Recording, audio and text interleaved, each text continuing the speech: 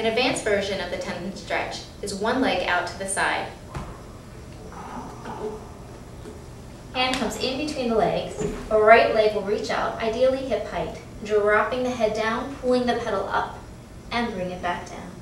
With control, keeping the leg level. Transition, the leg comes down.